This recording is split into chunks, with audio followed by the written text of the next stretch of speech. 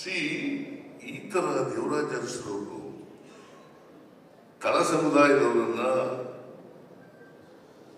ಆರ್ಥಿಕವಾಗಿ ಸಾಮಾಜಿಕವಾಗಿ ಸಬಲರು ಮಾಡಬೇಕು ಅಂತೇಳಿ ಮೀಸಲಾತಿ ಅವತ್ತು ಅವನೂರ ಆಯೋಗ ರಚನೆ ಮಾಡಿ ಅದರ ವರದಿ ಬಂದಾಗ ಅನೇಕ ವಿರೋಧಗಳಾಯಿತು, ಪ್ರತಿಭಟನೆ ಮಾಡಿದ್ರು, ದೊಡ್ಡ ಪ್ರತಿಭಟನೆ ಆಯಿತು. ಆದರೆ ದೇವರಾಜ ಅರಸರವರು ಗಟ್ಟಿತನದಿಂದ ಅದನ್ನು ಜಾರಿ ಮಾಡಿದ್ರು. ಹಾಗಾಗಿ ಇವತ್ತು 32% ಮೀಸಲಾತಿ ಹಿಂದುಳಿದವರಿಗೆ ಸಿಕ್ಕಿದ್ರೆ ಅದು ದೇವರಾಜ ಅರಸರವರು ಕಾರಣದಿಂದ. ಇವತ್ತು ಉಳುವವನೇ ಭೂಮಿ ಒಡೆಯ, ಉಳುವವನೇ ಭೂಮಿ ಒಡೆಯ. ಶ್ರೀಮತಿ ಇಂದಿರಾ ಗಾಂಧಿಯವರು ಕೂಡ ಕಾಂಗ್ರೆಸ್ನವರು ಮಾಡಿದ್ರು ಲ್ಯಾಂಡ್ ಅಂಡ್ ಫಾರ್ಮ್ಸ್ ಆಕ್ಟ್ ತಿದ್ದುಪಡಿ ತಗೊಂಡಿದ್ರು. ದೇವರಾಜ ಅರಸರವರು ತಿದ್ದುಪಡಿ ಮಾಡಿ, ಯಾಕೆಂದ್ರೆ ಜಮೀನ್ದಾರರಿಂದ ಶೋಷಣೆ ಆಯ್ತಾ ಇತ್ತು ಗುತ್ತಿಗೆದಾರರಿಗೆ. ಅದನ್ನು ತಪ್ಪಿಸ್ಲಿಕ್ಕೋಸ್ಕರವಾಗಿ ಲ್ಯಾಂಡ್ ಅಂಡ್ ಫಾರ್ಮ್ಸ್ ಆಕ್ಟ್ ಅನ್ನು ತಿದ್ದುಪಡಿ ಮಾಡಿದ್ರು ಕರ್ನಾಟಕದಲ್ಲಿ.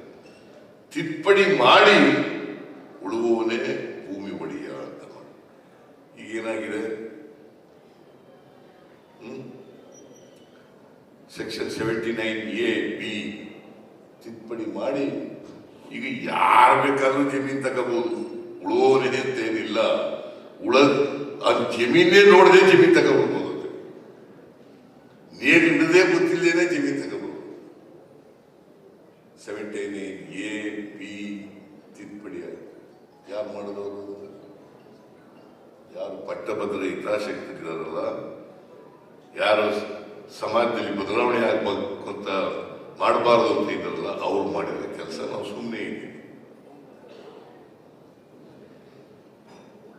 79A(b) ಮಾಡೋದು. ನಾವು ಇದನ್ನೆಲ್ಲ ಗಂಭೀರವಾಗಿ ಚರ್ಚೆ ಮಾಡಬೇಕಾಗ್ತದೆ. ನಾನು ಸ್ವಲ್ಪ ಅಪ್ಪರ್ ಹೌಸ್ನಲ್ಲಿ ಮೆಜಾರಿಟಿ ಬರಲಿ ಅಂತ ಕಾಯ್ತಾ ಇದ್ದೀನಿ. ಬಂದ ಮೇಲೆ ಡೆಫಿನೆಟ್ ಆಗಿ ಈ 79A(b) ಏನು ತಿದ್ದುಪಡಿ ಮಾಡಿದ್ದಾರೆ ಅದನ್ನು ಮತ್ತೆ ರೆಸ್ಟೋರ್ ಮಾಡ್ತಕ್ಕಂಥ ಕೆಲಸ. ವಿಧಾನ ಪರಿಷತ್ ನಾವು ಮೆಜಾರಿಟಿ ಅಲ್ಲಿಂದ ಸುಮ್ಮನೆ ಇದನ್ನೆಲ್ಲ ಡಿಮ್ಯಾಂಡ್ ಮಾಡಬೇಕು, ನಾವು ಉತ್ತರ ಆಗಬೇಕು ಸರ್ಕಾರದ ಮೇಲೆ.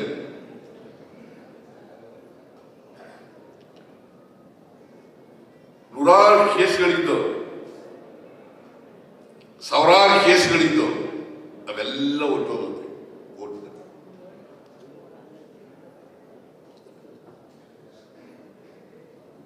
ನೋಡಿ, ದೇವರಾಜ ಅರಸರವರು ಅವತ್ತು ಉಳುವವನೇ ಭೂಮಿ ಒಡೆಯ, ಅವ್ರು ಮಾತ್ರ ಭೂಮಿ ಒಡೆಯರಾಗಬೇಕು. ಯಾರು ಉಳ್ತಾರೆ ಅವ್ರು ಮಾತ್ರ. ಈಗ ಉಳಿದೇದವರು ಒಡೆಯರಾಗ್ಬೋದಲ್ಲ, ಇದನ್ನ ನಾವು ಸಹಿಸ್ಕೊಂಡಿದೀವಲ್ಲ.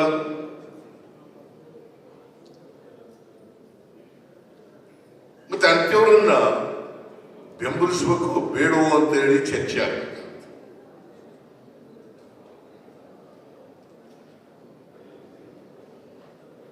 ನಾನು ಮುಖ್ಯಮಂತ್ರಿ ಆದಮೇಲೆ ಅನೇಕ ಕಾರ್ಯಕ್ರಮಗಳನ್ನು ಜಾರಿಗೆ ತಗೊಂಡು, ಎಲ್ಲ ಬಡವರಿಗೋಸ್ಕರ, ಮಹಿಳೆಯರಿಗೋಸ್ಕರ, ರೈತರಿಗೋಸ್ಕರ. ಇದನ್ನೆಲ್ಲ ಯಾರು ವಿರೋಧ ಮಾಡೋರು? ಯಾರು ಬದಲಾವಣೆ ಬಯಸಲ್ವೋ ಅವರು ವಿರೋಧ ಮಾಡೋರು. ದೇವರಾಜ ಕಾಲದಲ್ಲೂ ಇತ್ತು, ಆಮೇಲೂ ಇತ್ತು, ಈಗಲೂ ಇದೆ, ಸ್ವಾತಂತ್ರ್ಯ ಬಂದಾಗಲೂ ಇತ್ತು, ಇವತ್ತು ಕೂಡ ಇದೆ. 5 ಗ್ಯಾರಂಟಿ ಯೋಜನೆಗಳನ್ನು ಯಾರಿಗೋಸ್ಕರ ಮಾಡಿರೋದು?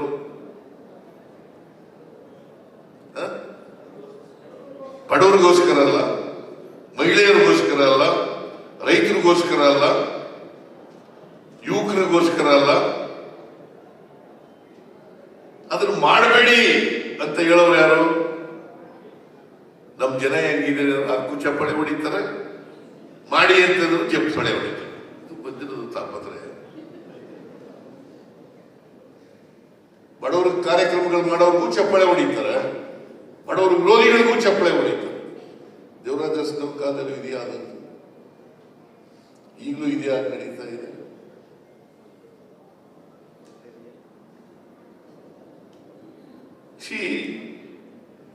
ವ್ಯವಸ್ಥೆ ಮುಟ್ಟಕ್ಕೆ ಹೋದ್ರೆ ಭಾರಿ ಕಷ್ಟ. ವ್ಯವಸ್ಥೆ ಬದಲಾವಣೆ ಆಗ್ಬೇಕು ಅಂತ ಮುಟ್ಟಕ್ಕೆ ಹೋದ್ರೆ ಭಾರಿ ಕಷ್ಟ. ಇದು ಇವತ್ತು ಇಡೀ ರಾಜ್ಯದಲ್ಲಿ ನಡೀತಾ ಇದೆ, ಇಡೀ ದೇಶದಲ್ಲಿ ನಡೀತಾ ಇದೆ.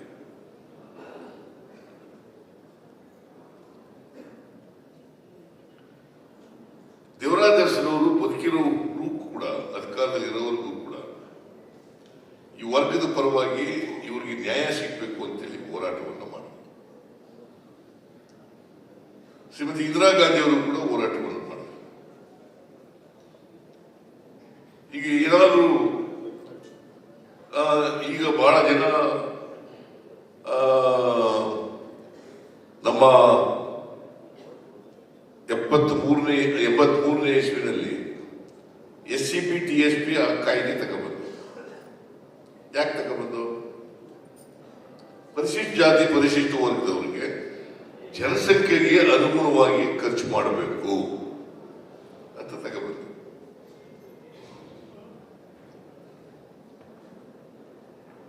ಅದನ್ನ ಯಾರು ಮಾಡಲಿಕ್ಕೆ ಇವತ್ತಿನವರಿಗೆ ಸಾಧ್ಯ ಇಲ್ಲವೋ ಅವರು ನಮ್ಮನ್ನು ಟೀಕೆ ಮಾಡೋದು. ನೀವು ಸುಮ್ಮನೆ ಕೂತಿರ್ತೀರಿ.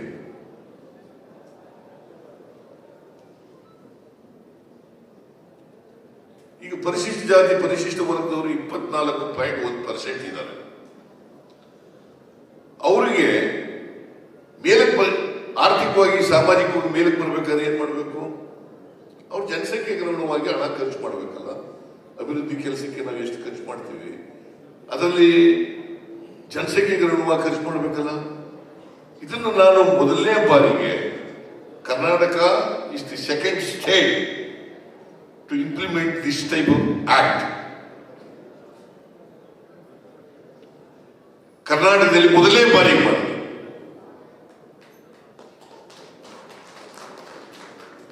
ಅದನ್ನ ಬಿಜೆಪಿಯಲ್ಲಿ ಇರ್ತಕ್ಕಂಥ ದಲಿತರೇ ವಿರೋಧ ಮಾಡೋದು. ಸಿದ್ದರಾಮಯ್ಯನವರು ಆ ದುಡ್ಡನ್ನ ಬೇರೆ ಭಾಗಕ್ಕೆ ಖರ್ಚು ಮಾಡಿಬಿಟ್ರು. ಆಯ್ತಪ್ಪ, ನೀನು ವಾಟ್ ಮಾರಲ್ ರೈಟ್ ನೀನು ಮಾಡಿಸುವಾಗದ್ರ ಕೇಂದ್ರದಲ್ಲಿ ಯಾಕೆ ಮಾಡಿಲ್ಲ? ಕೇಂದ್ರದಲ್ಲಿ ಇವತ್ತವರೆಗೆ 10 ವರ್ಷ ಆಯ್ತು. ಈ ವರ್ಷ ಎಷ್ಟು ಗೊತ್ತಾ? ಬಜೆಟ್ ಕೇಂದ್ರದ್ದು 48 ಲಕ್ಷ ಕೋಟಿ. ಪರಿಶಿಷ್ಟ ಜಾತಿ ಪರಿಶಿಷ್ಟ ವರ್ಗದವ್ರಿಗೆ ಖರ್ಚು ಮಾಡ್ತಕ್ಕಂಥ ಹಣ ಎಷ್ಟು ಗೊತ್ತಾ? ಬರೀ 65,000 ಕೋಟಿ. 24.1% ಅಂದ್ರೆ ಎಷ್ಟಾಯ್ತು? ಇಲ್ಲ, 65,000. ಯಾಕೆ ಮಾಡಲ್ಲ? ಯಾಕೆ ಕೇಳಲ್ಲ ನೀವು? ಬಿಜೆಪಿ ಇರ್ತಕ್ಕಂಥ ದಲಿತರಿಗೆ ಯಾಕೆ ಕೇಳಲ್ಲ? ಅದ್ರ ಬದಲು ನಮ್ಮನ್ನ ಟೀಕೆ ಮಾಡೋದು. What moral right they have? They don't have any moral right at all.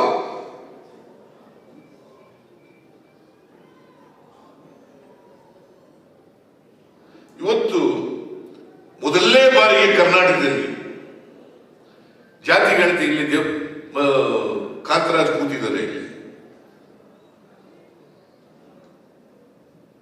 ಜಾತಿ ಗಣತಿ ಮಾಡಿದವರು ಯಾರು?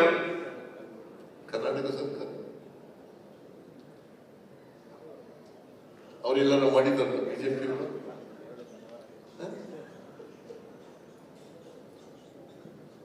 ಜಾತಿ ಗಣತಿ ಮಾಡದೇನೆ ಆರ್ಥಿಕವಾಗಿ ಸಾಮಾಜಿಕವಾಗಿ ಅವರ ಸ್ಥಿತಿಗತಿಗಳು ಗೊತ್ತಾಗದಂಗೆ,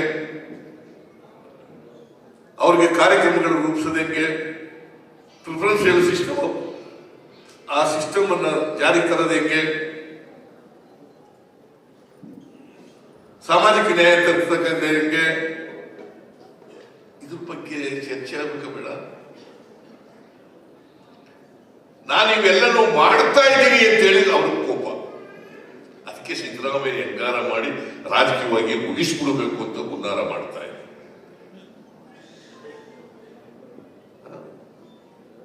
ಇದು ಹುನ್ನಾರ. ನಾನು ಮಂತ್ರಿಯಾಗಿ 1984 ಆಗಸ್ಟ್ 17ನೇ ತಾರೀಕು 40 ವರ್ಷಗಳಾಯ್ತು. ನನ್ನ ಮೇಲೆ ಒಂದು ಕಪ್ಪು ಚುಕ್ಕಿ ಇಲ್ಲ, ಕಳಂಕ ಇಲ್ಲ.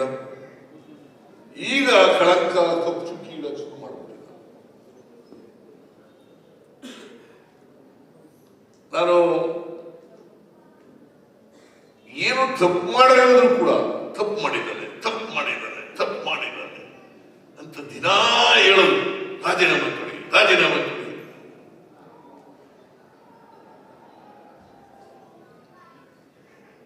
ಅದಕ್ಕೊಂದಷ್ಟು ಜನ ತಮಕೆ ಹೊಡೆಯೋರು ಇದ್ದಾರೆ.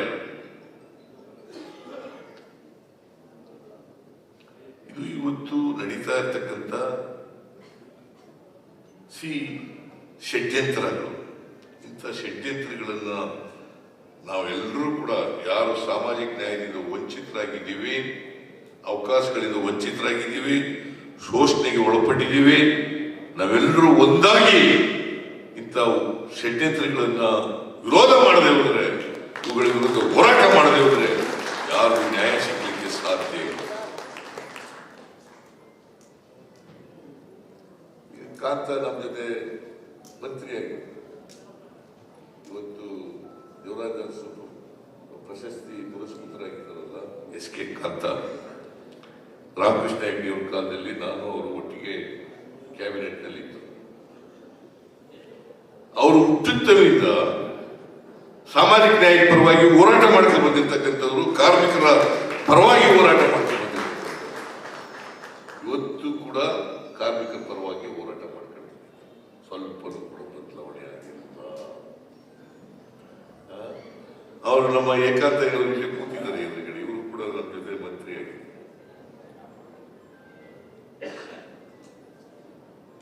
ಇವರೆಲ್ಲರೂ ಕೂಡ ಪ್ರಾಮಾಣಿಕವಾಗಿ ರಾಜಕಾರಣ ಮಾಡದಂಥವ್ರು.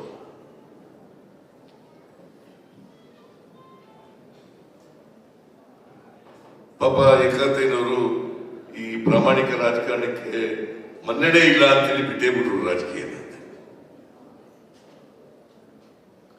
ಇವತ್ತು ಕಾಂತ ಅವರು ನಂಬಿದ್ದಂತ ಸಿದ್ಧಾಂತ ಏನಿದೆಯಲ್ಲ, ಆ ಸಿದ್ಧಾಂತದಲ್ಲಿ ರಾಜಿ ಆಗಿಲ್ಲ, ರಾಜಿ ಆಗದು.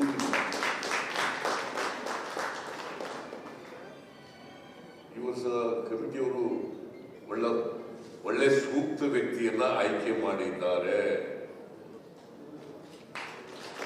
ದೇವರಾಜ ಅರಸು ಪ್ರಶಸ್ತಿಗೆ ಸೂಕ್ತ ವ್ಯಕ್ತಿಯನ್ನ ಆಯ್ಕೆ ಮಾಡಿದ್ದಾರೆ.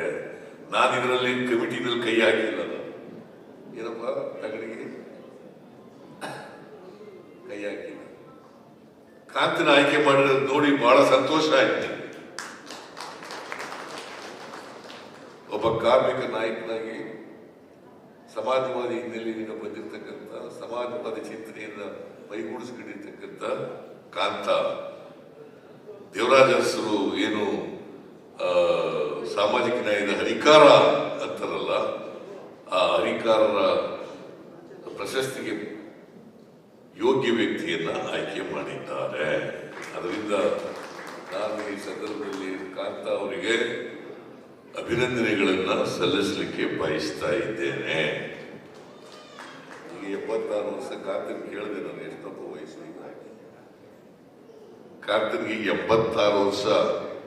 ನನಗಿಂತ 10 ವರ್ಷ ದೊಡ್ಡವರು. ನನಗೆ 77 8 ವರ್ಷ ದೊಡ್ಡವರು. ನಾನೀಗ 78 ವರ್ಷ ಕಾಲಿಟ್ಟಿದ್ದೀನಿ. ಅಸಲು ನಮ್ಮ ಹೊರಟಿನೂ ಕೂಡ ನನ್ನ ಸಮಕಾಲೀನ ಇರಬೇಕು ಅಂತ ಅನ್ಸುತ್ತೆ ಎಲ್ಲ. ಬಟ್ ನನಗಿಂತ ಆರೋಗ್ಯವಾಗಿದ್ದಾರೆ.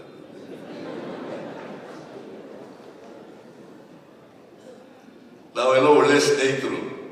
ಕಾಂತನು ಒಳ್ಳೆ ಸ್ನೇಹಿತ, ಏಕಾಂತಯ್ಯನವರು ಒಳ್ಳೆ ಸ್ನೇಹಿತ, ನಮಗಿಂತ ಸೀನಿಯರ್ ಇವರು. ಬಟ್ ಕಾಂತನು ಕೂಡ ವಯಸ್ಸಿನಲ್ಲಿ ನನಗಿಂತ ದೊಡ್ಡವನಾದರೂ ಕೂಡ ಒಳ್ಳೆ ಸ್ನೇಹಿತ. ಸೊ ಕಾಂತ ಅವ್ರನ್ನ ಮಾಡಿರ್ತಕ್ಕಂಥದ್ದು ಬಹಳ ಯೋಗ್ಯ ಮತ್ತು ಸಮಂಜಸವಾಗಿದೆ. ಮತ್ತೆ ಅವರು ಆ ಪ್ರಶಸ್ತಿಗೆ 5 ಲಕ್ಷ ಕೊಡ್ತೀವಲ್ಲ, ಅದನ್ನ ಕಾರ್ಮಿಕರ ಕಲ್ಯಾಣ ನಿಧಿಗೆ ಕೊಟ್ಬಿಡಿ ಅಂತ ಹೇಳ್ಬೇಕು. ನೋಡಿ, 100 ಆನೆಸ್ಟು ಕಾಂತ, 100 ಆನೆ. ಅದರಿಂದ ಅಂತ್ಯವ್ರನ್ನ ಆಯ್ಕೆ ಮಾಡಿರ್ತಕ್ಕಂಥದ್ದು ಬಹಳ ಸಮಂಜಸವಾಗಿದೆ ಅಂತ ಈ ಸಂದರ್ಭದಲ್ಲಿ ಹೇಳ್ತಾ, ದೇವರಾಜ ಅರಸನವರ ಜಯಂತಿ ದಿನನೇ ರಾಜೀವ್ ಗಾಂಧಿ ಅವರ ಜಯಂತಿ ಹುಟ್ಟಿದ ಹಬ್ಬನೂ ಕೂಡ ಇವತ್ತೇ ದೇವರಾಜ ಅರಸನವರ ಹುಟ್ಟಿದ ದಿನ ಅಂದ್ರೆ ರಾಜೀವ್ ಗಾಂಧಿ ಮಾಜಿ ಪ್ರಧಾನಿಯಾಗಿದ್ದರಲ್ಲ, ಅವರ ಹುಟ್ಟಿದ ದಿನ. ಇವರ ಆತ್ಮಕ್ಕೆ ಶಾಂತಿ ಸಿಗಲಿ ಅಂತೇಳಿ ಇವರು ಮಾಡಿದಂಥ ಕೆಲಸಗಳಿದ್ದಾವಲ್ಲ, ಇವು ನಮ್ಗೆಲ್ರಿಗೂ ಕೂಡ ಸ್ಫೂರ್ತಿ. ಇವರದರ್ಸು ಕಾಕ್ತಾರೆ ನಮ್ಮ ಜಿಲ್ಲೆಯವರು, ನಾನು ಅದೇ ಜಿಲ್ಲೆಯಿಂದ ಬಂದಿರೋರು, ಮೈಸೂರು ಜಿಲ್ಲೆಯಿಂದ ಬಂದಿರೋರು. ಅದು ರಾಜಕೀಯವಾಗಿ ನನಗಿಂತ ಬಹಳ ಮುಂಚಿತವಾಗಿ ಬಂದಂಥವ್ರು. 42ನೇ ಇಸ್ವಿಯಿಂದ ರಾಜಕಾರಣ ಮಾಡ್ಕೊಂಡು ಬರ್ತಾ ಇದ್ದಾರೆ. ಸೊ ಅವರ ಇಡೀ ಜೀವನದುದ್ದಕ್ಕೂ ಕೂಡ ಅವಕಾಶ ಸಿಕ್ಕಿದಾಗ ಬಡವರಿಗೆ, ದಲಿತರಿಗೆ, ಹಿಂದುಳಿದವರಿಗೆ, ಅಲ್ಪಸಂಖ್ಯಾತರಿಗೆ ಅವರು ನ್ಯಾಯ ಕೊಡಲಿಕ್ಕೆ ಪ್ರಯತ್ನವನ್ನು ಮಾಡ್ಕೊಂಡು ಬಂದಿದ್ದರು. ನಾನು ಕೂಡ ಅದೇ ಹಾದಿನಲ್ಲಿ ನಡೆಯತಕ್ಕಂಥ ಪ್ರಯತ್ನವನ್ನು ಮಾಡ್ತಾ ಇದ್ದೆ. ಯಾವುದೇ ಕಾರಣಕ್ಕೆ ಸಾಮಾಜಿಕ ನ್ಯಾಯ ಅಧಿಕಾರ ಇರಲಿ, ಅಧಿಕಾರ ಇಲ್ಲದೆ ಹೋಗ್ಲಿ, ಯಾವತ್ತೂ ಕೂಡ ರಾಜಿ ಆಗಲ್ಲ. ಸಾಮಾಜಿಕ ನ್ಯಾಯದಲ್ಲಿ ನಾವು ನಂಬಿರ್ತಕ್ಕಂಥ ಸಿದ್ಧಾಂತದಲ್ಲಿ ರಾಜಿ ಆಗಲ್ಲ. ಈ ಕಾಂತ ರಾಜಿ ಆಗ್ತಾರ, ಅವ್ರು ಮಾಡ್ಬೋದಾಗಿತ್ತಲ್ಲ, ಬೇರೆ ಪಕ್ಷಕ್ಕೆಲ್ಲ ಹೋಗ್ಬೋದಾಗಿತ್ತಲ್ಲ, ಹೋಗ್ಲಿಲ್ಲ. ಆದರೆ ಒಬ್ಬ ಕಾರ್ಮಿಕ ನಾಯಕನಾಗಿ ರಾಜಕಾರಣ ಪ್ರಾರಂಭ ಮಾಡಿದ್ರು. ಅದು ಮಂತ್ರಿ ಆದದ್ದು 2ನೇ ಇದು. ಆದರೆ ಮೂಲತಃ ಅವರು ಒಬ್ಬ ಕಾರ್ಮಿಕ ನಾಯಕ, ಸಮಾಜವಾದಿ ಪಾರ್ಟಿಯಿಂದ ಬಂದ, ಸಮಾಜವಾದಿ ಚಿಂತನೆ ಮೈಗೂಡಿಸ್ಕೊಂಡಿರ್ತಕ್ಕಂಥದ್ದು. ಅಂತ್ಯವರಿಗೆ ಇವತ್ತು ನಾವು ಪ್ರಶಸ್ತಿ ಕೊಟ್ಟಿದ್ದೀವಿ. ಅದು ದೇವರಾಜ ಅರಸರ ಆತ್ಮಕ್ಕೂ ಕೂಡ ಶಾಂತಿ ಸಿಗ್ತದೆ ಅಂತಕ್ಕಂಥ ಮಾತುಗಳನ್ನ ಹೇಳಿ, ಆಮೇಲೆ ದೇವರಾಜ ಅರಸರವರಿಗೆ ನಾನು ಶಿಫಾರಸು ಮಾಡ್ತೀನಿ, ಅವರಿಗೆ ಮರಣೋತ್ತರ ಭಾರತ ರತ್ನ ಕೊಡಬೇಕು. ನಾನು ಕಳೆದ ಸಾರಿ ಈ ಎಂಥದ್ದು ಎಲೆಕ್ಟ್ರಾನಿಕ್ ಸಿಟಿ ಅದನ್ನ ದೇವರಾಜ ಅರಸು ಎಲೆಕ್ಟ್ರಾನಿಕ್ ಸಿಟಿ ಇಡಬೇಕು ಅಂತ ಹೇಳಿದ್ದೆ. ಆ ಕೆಲಸ ಈಗ ಸಣ್ಣ ಪ್ರಾಸೆಸ್, ಅದನ್ನ ದೇವರಾಜ ಅರಸು ಎಲೆಕ್ಟ್ರಾನಿಕ್ ಸಿಟಿ ಅಂತೇಳಿ ನಾಮಕರಣ ಮಾಡ್ತೀವಿ. ದೇವರಾಜ ಅರಸವರು ಬಹಳ ಮುಖ್ಯವಾಗಿ ಮಾಡಿದಂಥ ಕೆಲಸ ಏನಪ್ಪ ಅಂತಂದ್ರೆ, ಕರ್ನಾಟಕ ಏಕೀಕರಣ ನವೆಂಬರ್ 1, 1956ನೇ ಇಸ್ವಿನಲ್ಲಾಯಿತು. ಅಲ್ಲಿವರೆಗೆ ಮೈಸೂರು ರಾಜ್ಯ ಅಂತ ಕರೀತಾ ಇದ್ರು ಕರ್ನಾಟಕ. ಆದರೆ ಏಕೀಕರಣ 1956 ನವೆಂಬರ್ 1ನೇ ತಾರೀಕು ಆದರೂ ಕೂಡ ಕರ್ನಾಟಕ ಅಂತ ಆಗಿರಲಿಲ್ಲ, ಮೈಸೂರು ರಾಜ್ಯ ಅಂತಲೇ ಇತ್ತು. ಕರ್ನಾಟಕ ಅಂತೇಳಿ ನಾಮಕರಣ ಮಾಡಿದವರು ದೇವರಾಜ ಅರಸರವರು 1973ನೇ ಇಸ್ವಿನಲ್ಲಿ. ದೇವರಾಜ ಅರಸರವರು ಇವತ್ತು ನಾವೇನು ಕರ್ನಾಟಕ ಅಂತ ಕರೀತಾ ಇದ್ದೀವಿ, ಈ ಹೆಸರು ನಾಮಕರಣ ಮಾಡಿದ್ರು 1973ನೇ ಇಸ್ವಿನಲ್ಲಿ ದೇವರಾಜ ಅರಸರವರು. ಅದಕ್ಕೆ ನಾನು ಬಂದ ಮೇಲೆ ಆಗಾಲೇ 50 ವರ್ಷ ಆಗ್ಬಿಟ್ಟಿತ್ತು. 23 ನವೆಂಬರ್ 1ಕ್ಕೇನೆ ಆಗ್ಬಿಟ್ಟಿತ್ತು. ಅದಕ್ಕಿಂತ 1 ವರ್ಷ ಮುಂಚಿತವಾಗಿ ಮಾಡಬೇಕಾಗಿತ್ತು. ಬಿಜೆಪಿ ಸರ್ಕಾರ ಮಾಡಲಿಲ್ಲ. ಅದಕ್ಕೆ ನಾವು 51ನೇ ವರ್ಷ ಆದರೂ ಪರವಾಗಿಲ್ಲ ಅಂತೇಳಿ ಕರ್ನಾಟಕ ಸಂಭ್ರಮ ಮತ್ತೆ ಕರ್ನಾಟಕ ರಾಜ್ಯ ಅಂತೇಳಿ ನಾಮಕರಣ ಆದಂತ 51ನೇ ವರ್ಷವನ್ನ ಆಚರಣೆ ಮಾಡ್ತಾ ಇದ್ದೀವಿ. ಕರ್ನಾಟಕ ಅಂತ ಹೆಸರಾಯಿತು, ಕರ್ನಾಟಕ ಅಂತ ಹೆಸರಾಯಿತು, ಕನ್ನಡ ಉಸಿರಾಯಿತು. ಕರ್ನಾಟಕ ಹೆಸರಾಯಿತು, ಕನ್ನಡ ಉಸಿರಾಯಿತು ಅಂತಕ್ಕಂಥ ಕರ್ನಾಟಕ ಸಂಭ್ರಮವನ್ನು ಆಚರಣೆ ಮಾಡ್ತಾ ಇದ್ದೀವಿ. ಇಡೀ ವರ್ಷ ಆಚರಣೆ ಮಾಡ್ತೀವಿ. ಈ ವರ್ಷ ನವೆಂಬರ್ 1ನೇ ತಾರೀಕಿಗೆ ಅದು ಸಮಾರಂಭ ನಡೀತದೆ. ಇಲ್ಲಿ ಇವರು ಪ್ರತಿಮೆ ಆಯ್ತಾ, ಭುವನೇಶ್ವರಿ ಪ್ರತಿಮೆ, ಭುವನೇಶ್ವರಿಯ ಪ್ರತಿಮೆಯನ್ನು ಕೂಡ ವಿಧಾನಸೌಧದ ಮುಂಭಾಗದಲ್ಲಿ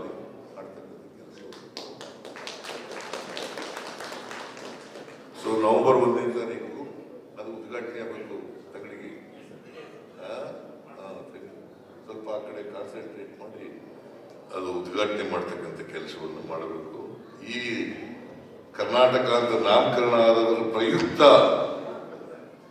ಭುವನೇಶ್ವರಿ ಪ್ರತಿಮೆಯನ್ನ ಅಲ್ಲಿ ಅನಾವರಣ ಮಾಡ್ತಾ ಇದೆ. ಸೊ ಹೀಗೆ ಕರ್ನಾಟಕದಲ್ಲಿ ಕಾಂಗ್ರೆಸ್ ಸರ್ಕಾರ ಎಲ್ಲ ಇತಿಹಾಸವನ್ನ ಹೇಳ್ತಕ್ಕಂಥ, ಯಾಕಂದ್ರೆ ಅಂಬೇಡ್ಕರ್ ಅವರು ಹೇಳಿದ್ರು, ಯಾರಿಗೆ ಇತಿಹಾಸ ಮರೆತು ಬಿಡ್ತಾರೆ ಅವ್ರು ಯಾರು ಕೂಡ ಭವಿಷ್ಯ ನಿರ್ಮಾಣ ಮಾಡ್ತಾರೆ. ಯಾರಿಗೆ ಇತಿಹಾಸ ಗೊತ್ತಿರ್ತದೆ, ತಿಳ್ಕೊತಾರೆ, ಅವ್ರು ಮಾತ್ರ ಭವಿಷ್ಯ ನಿರ್ಮಾಣ ಮಾಡಲಿಕ್ಕೆ ಸಾಧ್ಯ. ದೇವರಾಜ ಅರಸನವರಿಗೆ ಯಾಕಂತಂದ್ರೆ ಸಾಹಿತ್ಯದ ಬಗ್ಗೆ ಬಹಳ ನಂಟಿತ್ತು. ಅವರು ಸ್ವತಃ ಸಾಹಿತ್ಯ ಆಗದಿದ್ರು ಕೂಡ ಸಾಹಿತಿಗಳು ಒಡನಾಟ, ಸಾಹಿತ್ಯದ ಬಗ್ಗೆ ಅಭಿರುಚಿ ಇತ್ತು. ಅದಕ್ಕೋಸ್ಕರ ಕನ್ನಡ ದೇವಿ ಅವಳ ಪ್ರತಿಭೆಯನ್ನ ಅನಾವರಣ ಮಾಡ್ತಕ್ಕಂಥ ಪ್ರಯತ್ನವನ್ನು ಕೂಡ ಸರ್ಕಾರ ಮಾಡ್ತಾ ಇದೆ ಅಂತಕ್ಕಂಥ ಮಾತುಗಳನ್ನ ಈ ಸಂದರ್ಭದಲ್ಲಿ ಹೇಳಿ ಮತ್ತೊಮ್ಮೆ ಕಾಂತ ಅವರಿಗೆ ಅಭಿನಂದನೆಗಳನ್ನು ಸಲ್ಲಿಸಿ, ನಿಮಗೆಲ್ಲ ನಾವು ದೇವರಾಜ ಅರಸರವರಿಗೆ ಮತ್ತೆ ದಿವಂಗತ ರಾಜೀವ್ ಗಾಂಧಿ ಅವರಿಗೆ ಗೌರವ ಸಲ್ಲಿಸೋದು ಅಂತಂದ್ರೆ ಅವರು ನಡೆದಂತ ದಾರಿನಲ್ಲಿ ನಡೀತಕ್ಕಂಥ ಪ್ರಯತ್ನ ಮಾಡೋದು ಅಷ್ಟೇ. ನಾವು ಮತ್ತೆ ದೇವರಾಜ ಅರಸಕ್ಕಾಗಲ್ಲ. ಬಹಳ ಜನ ಹೇಳ್ತಾರೆ ದೇವರಾಜ ಅರಸ ನಂತರ ಸಿದ್ದರಾಮಯ್ಯ ಎರಡನೇ ದೇವರಾಜ, ಸಾಧ್ಯನೇ ಇಲ್ಲ. ದೇವರಾಜ ಅರಸು ಸಿದ್ದರಾಮಯ್ಯ.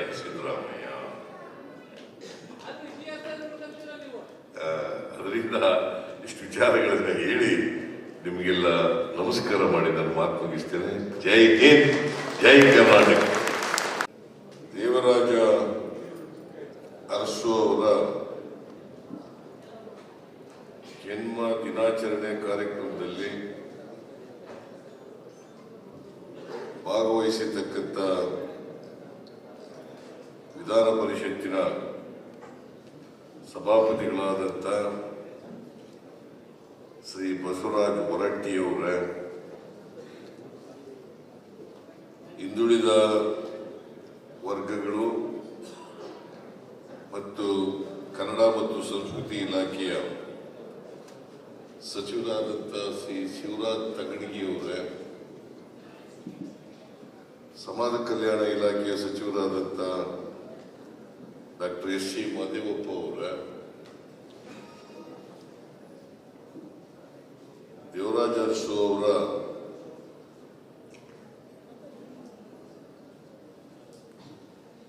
ಪ್ರಶಸ್ತಿ ಪುರಸ್ಕೃತರಾದಂಥ ಮಾಜಿ ಸಚಿವರು ಆದಂಥ ಎಸ್ ಕೆ ಕಾಂತ ಅವರ, ಈ ಸಮಾರಂಭದ ಅಧ್ಯಕ್ಷತೆ ವಹಿಸಿರ್ತಕ್ಕಂಥ ರಿಜ್ವಾನ್ ಅರ್ಷದ್ ಅವರ,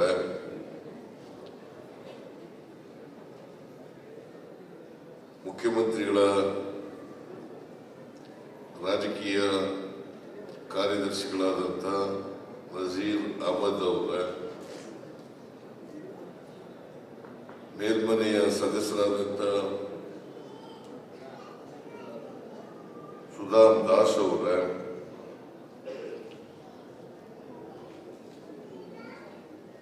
ಗ್ಯಾರಂಟಿ ಯೋಜನೆಗಳ ಅನುಷ್ಠಾನ ಸಮಿತಿಯ ಉಪಾಧ್ಯಕ್ಷರಾದಂಥ ದೇವರಾಜ ಅರಸುರವರ ಮೊಮ್ಮಗನೂ ಆದಂಥ ಶ್ರೀ ಸೂರಜ್ ಹೆಗ್ಡೆಯವರ, ಮಾಜಿ ಶಾಸಕರಾದಂಥ ಡಿ.ಆರ್. ಪಾಟೀಲ್ ಅವರ, ಮೇಲ್ಮನೆಯ ಸದಸ್ಯರಾದಂಥ ಶ್ರೀ ಶ್ರೀನಿವಾಸ್ ಅವರ, ಕನ್ನಡ ಅಭಿವೃದ್ಧಿ ಪ್ರಾಧಿಕಾರದ ಅಧ್ಯಕ್ಷರಾದಂಥ ಪುರುಷೋತ್ತಮ್ ಬಿಳಿಮುಲಿ ಅವರ,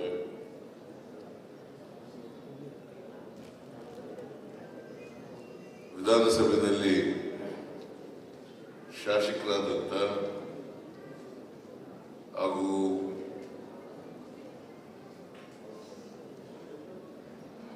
ಕಾನೂನು ಸಲಹೆಗಾರರಾದಂಥ ಶ್ರೀ ಪೊನ್ನಣ್ಣ ಅವರ, ಗಣೇಶ್ ಅವರ, ವೇದಿಕೆ ಮೇಲಿರ್ತಕ್ಕಂಥ ಎಲ್ಲ ಅಧಿಕಾರಿ ಸ್ನೇಹಿತರ, ಇಲ್ಲಿ ಆಗಮಿಸಿರ್ತಕ್ಕಂಥ ಎಲ್ಲ ಆತ್ಮೀಯ ಬಂಧುಗಳೇ, ತಾಯಂದಿರೇ,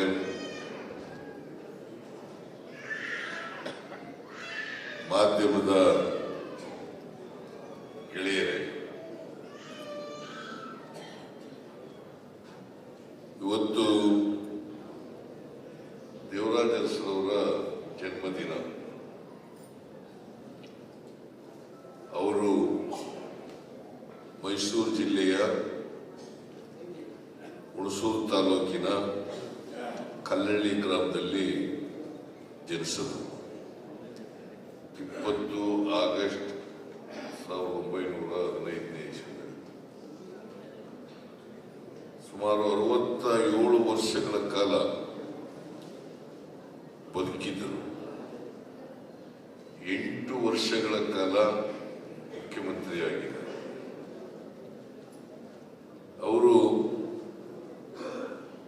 BSc ಪದವೀಧರರಾಗಿದ್ದರು. ಆಮೇಲೆ 1942ನೇ ಇಸ್ವಿನಲ್ಲೇ ಜನಪ್ರತಿನಿಧಿಗಳ ಸಭೆಯ ಸದಸ್ಯರಾಗಿದ್ದರು. ಆಮೇಲೆ 52ನೇ ಇಸ್ವಿಯಿಂದ ಸತತವಾಗಿ 78ನೇ ಇಸ್ವಿಯವರೆಗೆ ಶಾಸಕರಾಗಿದ್ದರು.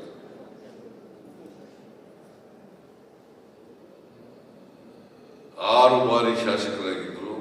ಒಮ್ಮೆ ಜನಪ್ರತಿನಿಧಿಗಳ ಆ ಸಭೆಯ ಸದಸ್ಯರಾಗಿದ್ದರು. ಸೊ ಬಹಳ ದೀರ್ಘಕಾಲ ಕರ್ನಾಟಕದಲ್ಲಿ ರಾಜಕಾರಣವನ್ನು ಮಾಡಿದರು. ನಿಜಲಿಂಗಪ್ಪನವರ ಮಂತ್ರಿಮಂಡಲದಲ್ಲಿ ಮಂತ್ರಿಯಾಗಿದ್ದರು. ಆಮೇಲೆ 72ರಲ್ಲಿ ಮುಖ್ಯಮಂತ್ರಿ ಆದರು. 80ರವರೆಗೂ ಮುಖ್ಯಮಂತ್ರಿಯಾಗಿದ್ದರು. ದೇವರಾಜ ಅರಸುರವರು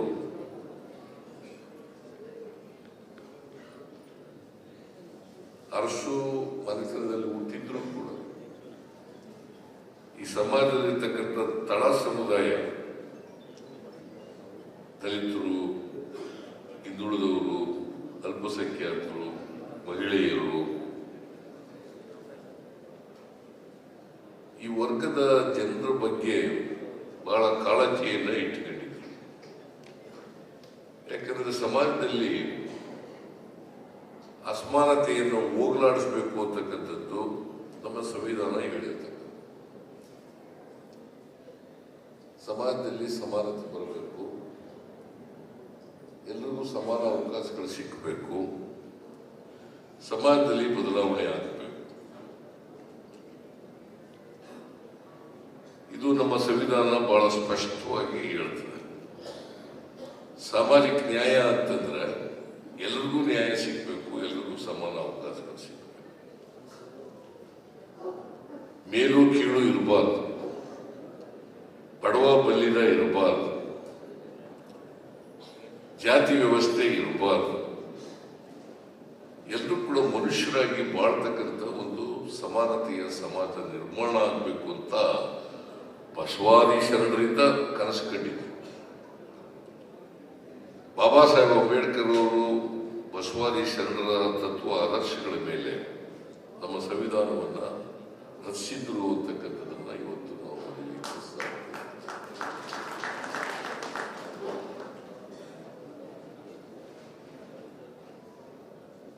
ಅದಕ್ಕೆ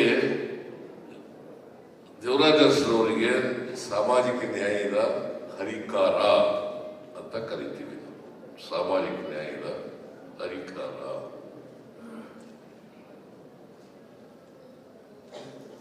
ಬಾಬಾ ಸಾಹೇಬ್ ಅಂಬೇಡ್ಕರ್ ಅವರು ಸಂವಿಧಾನವನ್ನ ರಚನೆ ಮಾಡಿದಾಗ ಎಲ್ಲರಿಗೂ ಸಮಾನ ಅವಕಾಶಗಳಿರಬೇಕು, ಎಲ್ಲರೂ ಸಮಾನರಾಗಿರ್ಬೇಕು ಅಂತ ಹೇಳಿ ನೀವು ಆರ್ಟಿಕಲ್ 14, ಆರ್ಟಿಕಲ್ 15, ಆರ್ಟಿಕಲ್ 16 ನೋಡಿದಾಗ ಬಹಳ ಸ್ಪಷ್ಟ.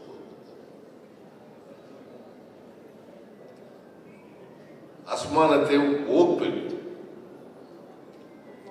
ಅಸಮಾನತೆ ಹೋಗದೆ ಹೋದರೆ ಎಲ್ರಿಗೂ ಸಮನಾದಂತ ಒಂದು ಸಮಾಜವನ್ನ ನಿರ್ಮಾಣ ಮಾಡಲಿಕ್ಕೆ ಸಾಧ್ಯ ಆಗಲ್ಲ. ಇವತ್ತು ಸಂವಿಧಾನಕ್ಕೆ ಬದ್ಧವಾಗಿ ಕೆಲಸ ಮಾಡ್ಕೊಂಡ್ಬಂದಿರ್ತಕ್ಕಂಥದ್ದು ಕಾಂಗ್ರೆಸ್ ಪಕ್ಷ ಮಾತ್ರ.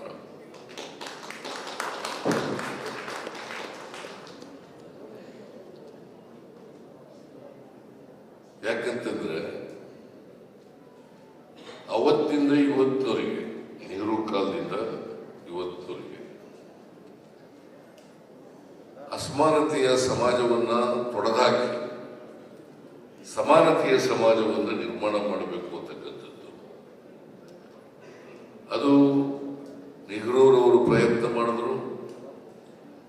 ಆಮೇಲೆ ಲಾಲ್ ಬಹದ್ದೂರ್ ಶಾಸ್ತ್ರಿ ಅವರು, ಆಮೇಲೆ ಇಂದಿರಾ ಗಾಂಧಿ ಅವರು, ಅದಾದ್ಮೇಲೆ ನಾವು ಎಲ್ಲರೂ ಕೂಡ ಪ್ರಯತ್ನಗಳನ್ನ ಮಾಡ್ಕೊಂಡು ಬರ್ತಾ ಇದ್ದೀವಿ. ನಾವು ಕೂಡ ದುರ್ಬಲ ವರ್ಗದ ಜನರಿಗೆ ಆರ್ಥಿಕವಾಗಿ, ಸಾಮಾಜಿಕವಾಗಿ ಶಕ್ತಿಯನ್ನ ಕೊಡಬೇಕು.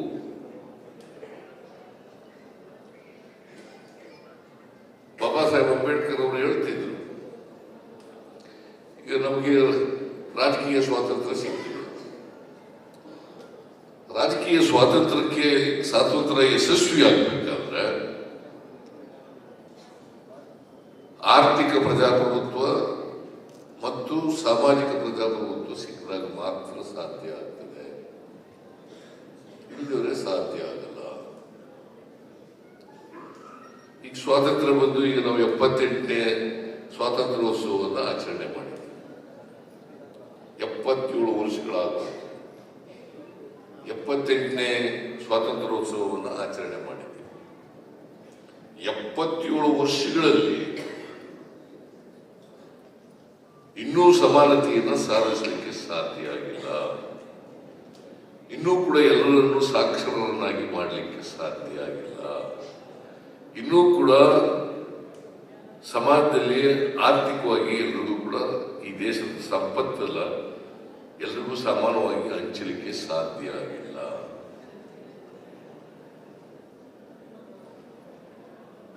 ಇದನ್ನು ನಾವು ಅರ್ಥ ಮಾಡ್ಕೋಬೇಕಾಗ್ತದೆ.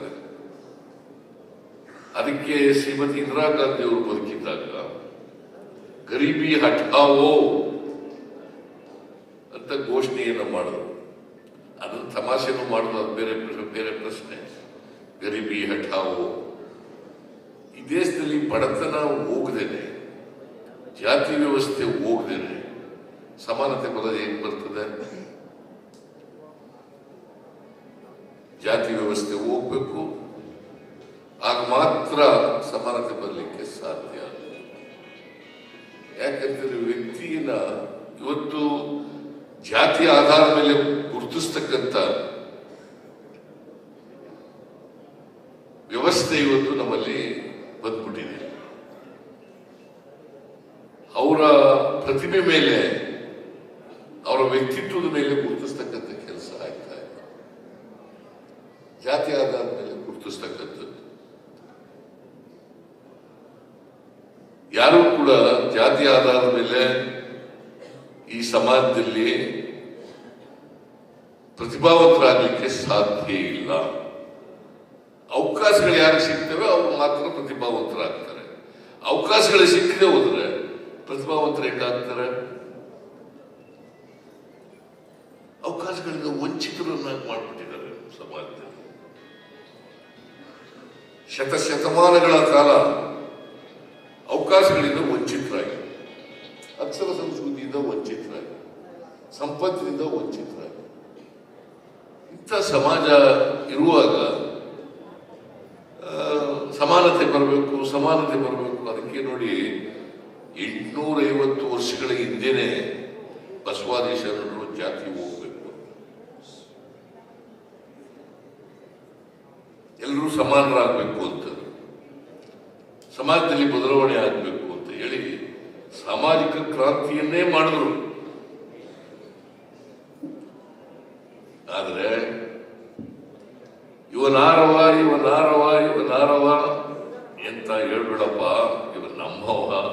ಇವ ನಮ್ಮವ ಅಂತ ಹೇಳುವಂತೆ ಆಗ್ಲೇ ಹೇಳು. ಈಗ ಅದು ಸಂಪೂರ್ಣ ಜಾರಿ ಆಗಿದೆಯಾ?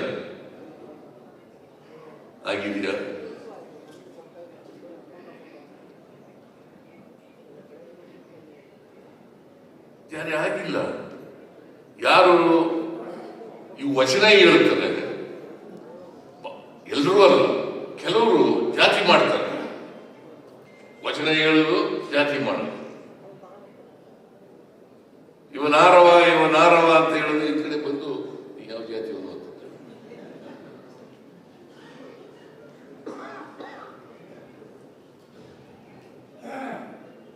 ಅದು ಹೋಗ್ಬೇಕಲ್ವಾ? ಅದಕ್ಕೆ ನಾನು ಯಾವಾಗಲೂ ಹೇಳ್ತಾ ಇರ್ತೀನಿ, ಈ ನನ್ನ ಅನುಭವ ಏನು ಅಂತಂದ್ರೆ, ನಾನು ಊರಿಗೆ ಓದುವಾಗ ಮೈಸೂರಿನಲ್ಲಿ ಇದ್ಕೊಂಡು ಓದುವಾಗ ಬೇಸಿಗೆನಲ್ಲಿ ರಜಾ ಬರ್ತಿದ್ದಲ್ಲ, ಆಗ ದನಕರುಗಳಿರೋವು ನಮ್ಮ ಮನೆಯಲ್ಲಿ. ಆ ದನಕರುಗಳಿಗೆ ನೀರು ಕುಡಿಸೋ ಕೆಲಸ ನಮ್ಮ ಅಪ್ಪ ವಹಿಸ್ಬಿಟ್ಟಿದ್ದಲ್ಲ. ನಾನು ಬಾವಿನಲ್ಲಿ ನೀರು ತಗೊಬಂದು ಎಲ್ಲ ಬಕೆಟ್ನಲ್ಲಿ ನೀರಿಟ್ಟು ಕುಡಿಸ್ಬೇಕು. ನಾನು ಬಾವಿನಲ್ಲಿ ನೀರು ಸೇದಕ್ಕೆ ಹೋಯ್ತಿದ್ದೆ. ನಮ್ಮ ಪಕ್ಕದ ಮನೆಯಲ್ಲೇ, ನಮ್ಮ ಮನೆಯ ಪಕ್ಕದಲ್ಲೇ ಬಾವಿ ಇತ್ತು. ಅಲ್ಲಿ ಹೋದಾಗ ಈ ಬಾವಿನ ನೀರಿನಲ್ಲಿ ಗುಬ್ಬಚ್ಚಿಗಳೆಲ್ಲ ಶಕ್ತಿ ಎಲ್ಲ ಹಾಕ್ಬಿಟ್ಟು, ಹುಲ್ಲು ಕಡ್ಡಿ ಎಲ್ಲ ಹಾಕ್ಬಿಟ್ಟು ನೀರನ್ನೆಲ್ಲ ಮುಚ್ಕೊಂಡ್ಬಿಟ್ಟಿರೋದು ಆ ಕಷ್ಟದಿಂದ. ಬಿಂದಿಗೆನ ಮೇಲೆ ಕೆಳಗೆ ಮಾಡಿ ಆಮೇಲೆಲ್ಲ ಕಸ ಎಲ್ಲ ಸಲ್ಕಂಡ ಮೇಲೆ ನೀರು ತಗೊಳ್ಬೇಕು. ನೀರು ತಗೊಂಡು ಸ್ವಲ್ಪ ಹೊತ್ತಾದ ಮೇಲೆ ಮತ್ತೆ ಸೇರ್ಕೊಂಡ್ಬಿಡೋದು ಆ ಕಸ. ಹೆಂಗಾಗಿದೆ ಅಂದ್ರೆ, ನಮ್ಮ ಜಾತಿ ವ್ಯವಸ್ಥೆ ಗಟ್ಟಿಯಾಗಿರೋದ್ರಿಂದ ನಾವೆಷ್ಟೇ ಬದಲಾವಣೆ ಮಾಡಬೇಕು, ಜಾತಿ ಹೋಗ್ಬೇಕು ಅಂತಂದ್ರೂ ಕೂಡ ಜಾತಿ ಹೋಗ್ತಾ ಇಲ್ಲ. ಮೊದಲು ಕಸ ಎಲ್ಲ ತೆಗಿಬೇಕಲ್ಲಪ್ಪ, ತಿಳಿಯಾಗಬೇಕಾದ್ರೆ ನೀರು. ಅದಕ್ಕೆ ಎಲ್ರಿಗೂ ಕೂಡ ಶಿಕ್ಷಣ ಸಿಗಬೇಕು, ಎಲ್ರಿಗೂ ಕೂಡ ಆರ್ಥಿಕವಾಗಿ ಸಫಲತೆ ಬಂದಾಗ ಮಾತ್ರ ಜಾತಿ ಹೋಗ್ಲಿಕ್ಕೆ ಸಾಧ್ಯನೇ ಹೊರತು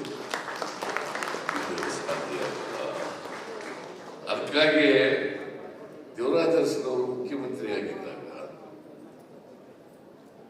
ದಲಿತರು, ಹಿಂದುಳಿದವರು, ಅಲ್ಪಸಂಖ್ಯಾತರು, ರೈತರು, ಇವ್ರ ಬಗ್ಗೆ, ಮಹಿಳೆಯರು, ಇವ್ರ ಬಗ್ಗೆ ಚಿಂತನೆಯನ್ನ ಮಾಡಿ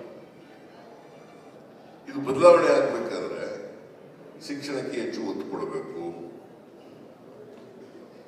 ಅನೇಕ ಅನಿಷ್ಟ ಪದ್ಧತಿಗಳನ್ನು ನಿರ್ನಾಮ ಮಾಡಬೇಕು ಅಂತೇಳಿ, ಈ ಅನಿಷ್ಟ ಪದ್ಧತಿ ಇತ್ತಲ್ಲ, ಮಲಾವರ ಪದ್ಧತಿ ಇತ್ತಲ್ಲ, ಅದನ್ನು ರದ್ದು ಮಾಡು. ಮಲಾವರ ಪದ್ಧತಿ ರದ್ದು ಮಾಡು. ಅಫ್ಕೋರ್ಸ್ ಬಸಲಿಂಗಪ್ಪನವರು ಕೂಡ ಆಗ ಮಂತ್ರಿಯಾಗಿದ್ದರು. ಮಲಾವರ ಪದ್ಧತಿ ರದ್ದು ಮಾಡಿದ್ರು. ಎಲ್ರಿಗೂ ಸಮಾನ ಅವಕಾಶಗಳು ಸಿಗ್ಬೇಕಲ್ಲ, ಅದಕ್ಕೋಸ್ಕರ ಹಿಂದುಳಿದವರ ಆಯೋಗವನ್ನ ರಚನೆ ಮಾಡಿ, ಅವನವರವರ ಅಧ್ಯಕ್ಷತೆಯಲ್ಲಿ ಹಿಂದುಳಿದವರ ಆಯೋಗ ರಚನೆ ಮಾಡಿ, ಅವ್ರು ಕೊಟ್ಟಂತ ಶಿಫಾರಸನ್ನ ಎಷ್ಟೇ ವಿರೋಧ ಇದ್ರೂ ಕೂಡ ಜಾರಿ ಮಾಡ. ಹಾಗಾಗಿ ಹಿಂದುಳಿದವರಿಗೆ ಶಿಕ್ಷಣದಲ್ಲಿ ಮತ್ತು ಉದ್ಯೋಗದಲ್ಲಿ ಮೀಸಲಾತಿ ಸಿಗಲಿಕ್ಕೆ ಸಾಧ್ಯ ಆಯಿತು. ಅಲ್ಲಿವರೆಗಿತ್ತ,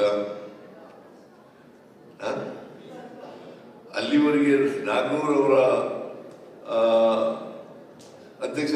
ಸಮಿತಿ ಆಗಿದೆ 60-65 ವರ್ಷ. ಅದು ಜಾತಿಯ ಆಧಾರದ ಮೇಲಾಗಿದೆ ಅಂತೇಳಿ ಜಾರಿ ಆಗಲಿಲ್ಲ. ನಾನು ಓದುವಾಗ ಇನ್ನೂ ಅವನೂರು ಆಯೋಗ ಆಗಿರಲಿಲ್ಲ, ಮೀಸಲಾತಿನೂ ಬಂದಿರಲಿಲ್ಲ. ನಾನು MSc ಸೀಟ್ ಸೇರ್ಕೋಬೇಕಾಗಿತ್ತು 69ನೇ ಇಸ್ವಿನಲ್ಲಿ. MSc seat, botany MSc seat ಸಿಗಬೇಕಾಗಿತ್ತು. ನಮಗೂ ಶ್ಯಾಮಭೋಗ ಇದ್ದ, ಚೆನ್ನಪ್ಪಯ್ಯ ಅಂತ. ಆಗೇನಾಗಿತ್ತು, 1200 ರೂಪಾಯಿ ಆದಾಯ ಇದ್ರೆ ರಿಸರ್ವೇಶನ್ ಕೊಡೋರು. 1200 ರೂಪಾಯಿ ಆದಾಯ ಇದ್ರೆ ರಿಸರ್ವೇಶನ್ ಕೊಡೋರು. ಆ ಚೆನ್ನಪ್ಪಯ್ಯನ ಹತ್ರಕ್ಕೆ ಹೋದೆ. ನಾನು BSc ಪಾಸ್ ಮಾಡಿದ್ದೀನಿ, ನಾನು MSc ಓದಬೇಕು ಅಂತ ಇದ್ದೀನಿ, ನನಗೆ ಒಂದು 1200 ಒಳಗಡೆ ಒಂದು ಸರ್ಟಿಫಿಕೇಟ್ ಕೊಡ್ರಿ, ಇನ್ಕಮ್ ಸರ್ಟಿಫಿಕೇಟ್ ಕೊಡ್ರಿ ಅಂತಂದೆ. ಅವೇನ್ ಮಾಡ್ಬಿಟ್ಟ 4500 ರೂಪಾಯಿ ಬರ್ಕೊಟ್ಬಿಟ್ಟ ಅದಕ್ಕೆ. ನಾನು ಅಲ್ಲಿ ಅರ್ಧ ಹಾಕ್ಬಿಟ್ಟಿದ್ದೆ. ಅಲ್ರಿ ನನಗೆ ಬೇಕಾಗಿರೋದು 1200 ಒಳಗಡೆ, ನೀನು 4500 ರೂಪಾಯಿ ಇನ್ಕಮ್ ಟ್ಯಾಕ್ಸ್ ಸರ್ಟಿಫಿಕೇಟ್ ಕೊಡ್ತೀಯಲ್ಲ, ಇದರಿಂದ ಏನು ಉಪಯೋಗ ಆಗುತ್ತೆ ಅಂತ ಅರ್ಧ ಹಾಕ್ಬಿಟ್ಟೆ. ನಮ್ಮ ಅಪ್ಪನಿಗೆ ಅವನ ಕಂಡ್ರು ಬಹಳ ಪ್ರೀತಿ, ಅವನ್ ಬಹಳ ಗೌರವ. ಚೆನ್ನಪ್ಪಯ್ಯ ಏನ್ ಹೇಳ್ತಾನೆ ಅದನ್ನೇ ಕೇಳೋದು, ಬೇರೆ ಏನು ಕೇಳ್ತಾನೆ ಇರಲಿಲ್ಲ. ನಾನು ಲಾಯರ್ ಆದ್ಮೇಲೂ ಕೂಡ ನನ್ನ ಮಾತು ಕೇಳ್ತಿರ್ಲಿಲ್ಲ. ನಾನು ಲಾ ಓದಬೇಕು ಅಂತೇಳಿ ನಮ್ಮಪ್ಪನ ಕೇಳಿದೆ. ನಮ್ಮಪ್ಪ ಲಾಗೆ ಓದಕ್ಕಾಗಲ್ಲ, ಕುರುಬರೆಲ್ಲ ಲಾಯರ್ ಆಗಕ್ಕಂತೇನಲ್ಲಿ ಹಿಡಿಯತೆಗೆ ಅಂತ. ನಾನು ಯಾರಪ್ಪ ಹಿಂಗೆ ಹೇಳ್ಕೊಟ್ಬಿಟ್ಟಿದ್ರೆ, ನಮ್ಮ ಚೆನ್ನಪ್ಪಯ್ಯ ಹೇಳ್ಕೊಟ್ಬಿಟ್ಟವ್ರೆ. ಹಾಗೆ ಕುರುಬರು ಲಾಯರ್ ಕೆಲಸ ಮಾಡಕ್ಕಾಗಲ್ಲ ಅಂತ ಚೆನ್ನಪ್ಪಯ್ಯ ಹೇಳ್ಕೊಟ್ಬಿಟ್ಟಿದ್ರು. ನೋಡಿ ಇಂಥ ನನಗೆ. ಆಮೇಲೆ ಊರ್ನೆಲ್ಲ ಯಜಮಾನಗಳನ್ನೆಲ್ಲ ಸೇರಿಸಿ ಪಂಚಾಯತಿ ಮಾಡಿ ನಮ್ಮ ಅಪ್ಪನ ಒಪ್ಸಿ ನಾ ಲಾ ಕಾಲೇಜ್ ಸೇರ್ಕೊಂಡು ಹೋದವ್ರು ಡಿಸ್ಕಂಟಿನ್ಯೂ ಮಾಡಿದ್ದೆ ನಾನು. ನೋಡಿ ಹೆಂಗೆ ಮಿಸ್ಲೀಡ್ ಮಾಡ್ಬಿಡ್ತಾರೆ ಜನ. ಒಂದು ವೇಳೆ ನಾನು ಲಾ ಓದದೆ ಹೋಗಿದ್ರೆ, ರಾಜಕೀಯಕ್ಕೆ ಬರದೇ ಹೋಗಿದ್ರೆ ಇವತ್ತು ಮುಖ್ಯಮಂತ್ರಿ ಆಯ್ತಿದ್ನ. ಎಂಥ ಹುನ್ನಾರಗಳು ನಡೀತವೆ, ಈಗಲೂ ಹುನ್ನಾರಗಳು ನಡೀತೇ ಇದ್ದಾವೆ.